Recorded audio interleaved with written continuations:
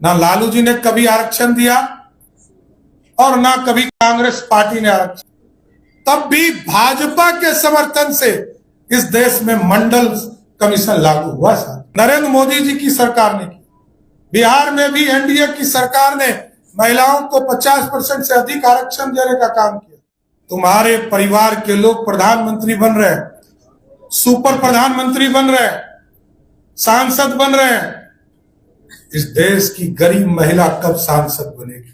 Samajwadi party से पूछा जाएगा, राष्ट्रीय जनता दल से पूछा जाएगा, टीएमसी से पूछा जाएगा, डीएमके से पूछा जाएगा। इसलिए साथियों, मेरे लिए तो गौरव का समय मिला कि मैं आज प्रेस कॉन्फ्रेंस भी कर रहा हूं, तो बिहार और देश की महिलाओं के लिए कर रहा हूं, अपनी बहनों के लिए कर रहा हूं। और मैं जब सार्वजनिक पहले कार्यक्रम में कल गया था परसों, तब भी जो नारी शक्ति के आरक्षण का समर्थन में जो दौड़ था, उसमें शामिल होने का काम किया। इसलिए ये धोखा है। Congress party, Trinamool Congress, DMK, Samajwadi party और राष्ट्रीय जनता दल को इसका जवाब जनता को देना पड़ेगा। आपने तो कोई आरक्षण दिया नहीं। विशेष तौर पर कांग्रेस ने इस देश में किसी वर्ग के लिए कोई आरक्षण नहीं दिया। और जब जब आरक्षण हुआ है, तब भारतीय जनता पार्टी, जनसंघ, जनता दल यूनाइटेड, सब लोगों ने मिलकर, लोक जनशक्ति पार्टी, हिंदुस्तानी अवाम मोर्चा, सबने समर्थन देने का काम किया। ना लालू जी ने कभी आरक्षण दिया और ना कभी कांग्रेस पार्टी ने आरक्षण दिया। और कांग्रेस के लोगों ने तो, चाहे वो मंडल कमीशन हो या जिस समय आजाद हुआ ये भारत, हमारे दलित समाज के लोगों को, हमारे आदिवासी बहनों को, भाइयों को आरक्षण नहीं मिले, इसके लिए पंडित नेहरू ने इस देश में अभियान चलाने का काम किया। और भारतीय जनता पार्टी का स्पष्ट मानना है, चाहे वो दलित समाज हो, आदिवासी समाज हो, उसको भी आरक्षण मिले। अति पिछड़ों के लिए भी आरक्षण की कल्पना जब सरदेव कपूरी ठाकुर जी ने किया था, तो पंडित कैलाशपति मिश्र जनसंघ के उनके साथ खड़े हुए। और इस देश में जब मंडल कमीशन आया, तब भी भाजपा के समर्थन से इस देश में मंडल कमीशन लागू हुआ था। और जब 75 वर्ष के बाद ये लगा इस देश में अब स्वर्ण समाज के गरीबों की भी चिंता करना है, उसको भी 10% आरक्षण नरेंद्र मोदी की सरकार ने दिया। इसलिए हमें गर्व है कि महिला बिल भी पारित मोदी जी की सरकार ने की। बिहार में भी एनडीए की सरकार ने महिलाओं को 50% से अधिक आरक्षण देने का काम किया। और आज जो देश में महिलाओं के साथ धोखा हुआ, इसके खिलाफ पूरा एनडीए एकजुट होकर इस देश में अभियान चलाएगा और उनसे जवाब भी मांगेगा। कांग्रेस पार्टी, ये बताओ, तुम्हारे परिवार के लोग प्रधानमंत्री बन रहे हैं, सुपर प्रधानमंत्री बन रहे हैं, सांसद बन रहे हैं। इस देश की गरीब महिला कब सांसद बनेगी?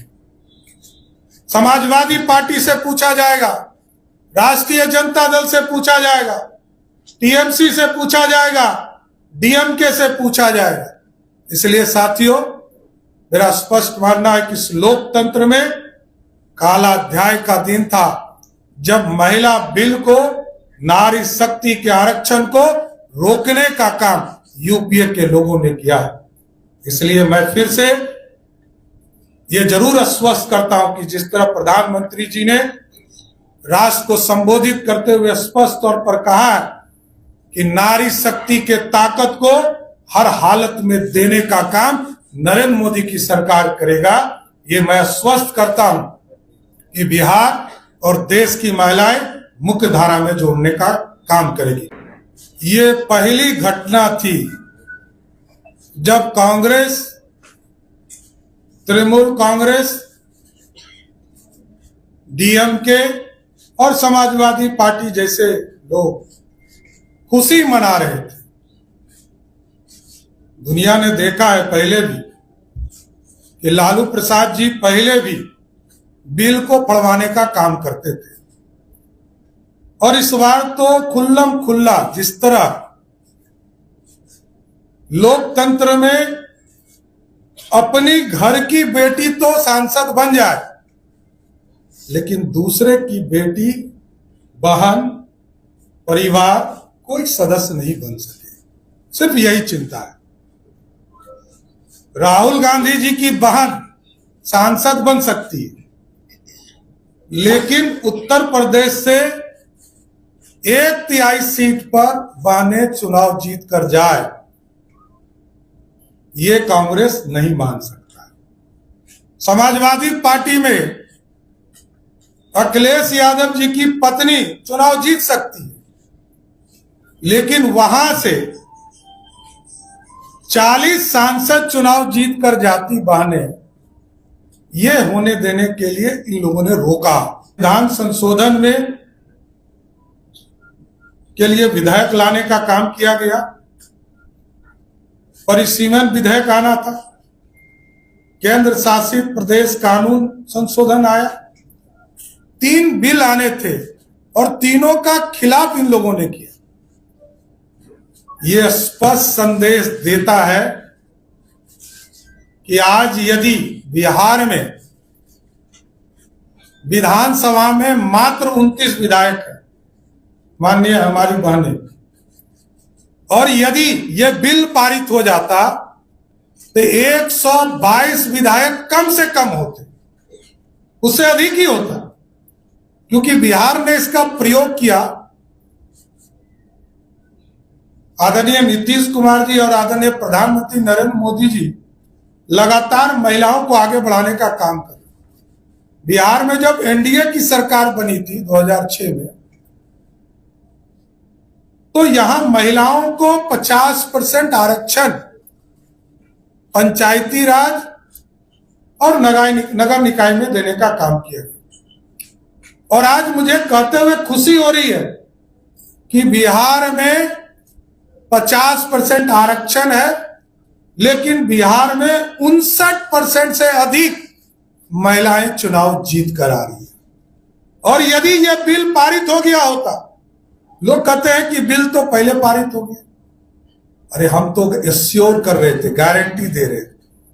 नरेंद्र मोदी की सरकार एश्योरेंस दे रही थी, आदरणीय अमित शाह जी इंश्योरेंस दे रहे थे कि बिल के माध्यम से 543 सांसद के जगह पर 816 और इसको 850 तक बढ़ाने का प्रस्ताव था, और 816 में से 272 सांसद, यदि ये बिल पारित होता तो इस देश में महिलाएं सांसद बनकर देश में राज करने का काम करती। साथियों,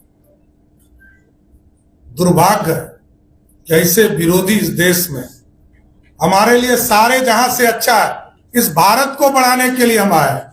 70 करोड़ की थी, अब 543 सीट हुआ, आज 140 करोड़ है, तो सीटें बढ़नी चाहिए।